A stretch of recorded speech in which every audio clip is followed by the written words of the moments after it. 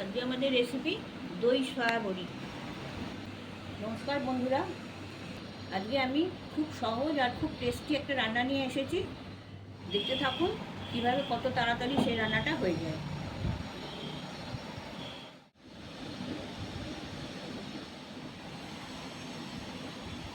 এখানে 50 গ্রাম soya nuggets গরম জলে একটু নুন দিয়ে সেদ্ধ করে রেখে দিয়েছি, জল ঝরিয়ে রাখা আছে। এটা প্রথমে ওভেনে কড়া বসিয়ে আমি 2 টেবিল চামচ সাদা তেল দিয়ে দিচ্ছি।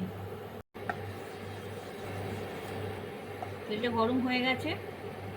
দুখানা মাঝারি সাইজের পেঁয়াজ ঝিরি করে কাটা দিয়ে দিচ্ছি। পেঁয়াজগুলো প্রথমে ভেজে নেব। পেঁয়াজটা রং ধরে গেছে, এটা আর বেশি ভাজা হবে না।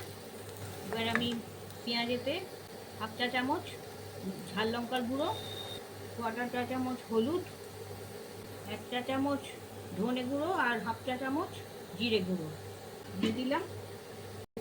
এর সাথে মিশিয়ে দিচ্ছি পেঁয়াজের সাথে। এবার আমি সয়া নাগেটসটা দিয়ে দিচ্ছি। ভালো করে মশলাটা আমি মাখিয়ে নিচ্ছি সয়া নাগেটসের ভিতর। নুন দিয়েই সেদ্ধ করেছিলাম, তাই জন্য এখন আর নুন দিচ্ছি না।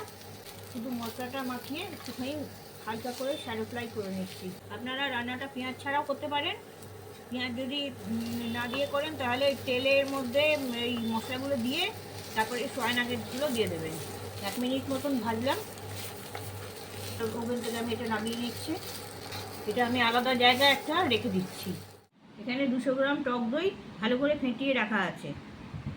1 টেবিল চামচ চিনি দিয়ে দিচ্ছি। এতে 1/4 চা চামচ নুন দিচ্ছি, 1/4 চা চামচ বিট নুন দিচ্ছি, 1/2 চা চামচ চাট মশলা দিচ্ছি।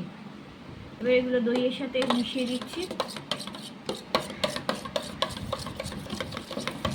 আবার ওভেনে কড়াটা বসালাম।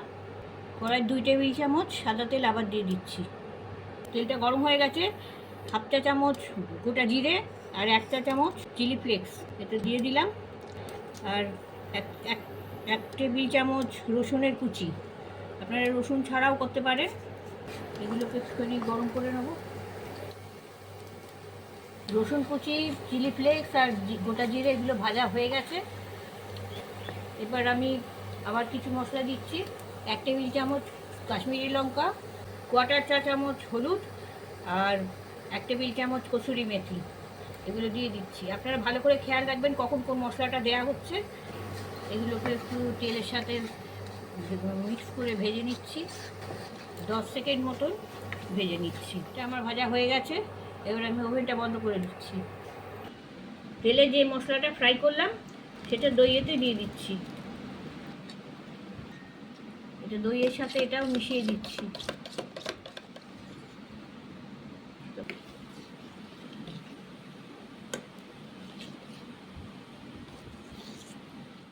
যে সয়া নাগেটসগুলো ভেজে রেখে দিয়েছিলাম তার মধ্যে আমি দইটা মিশিয়ে দিচ্ছি।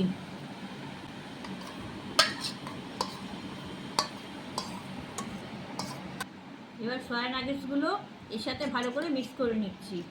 এতে কোনো জল দেওয়ার দরকার নেই, এইটাই রান্না।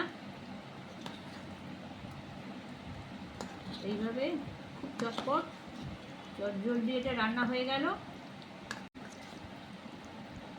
রুটি, লুচি, পরোটা, ভাত সব কিছুর সাথেই এটা খাওয়া যাবে। এটা ভীষণ টেস্টি রান্না।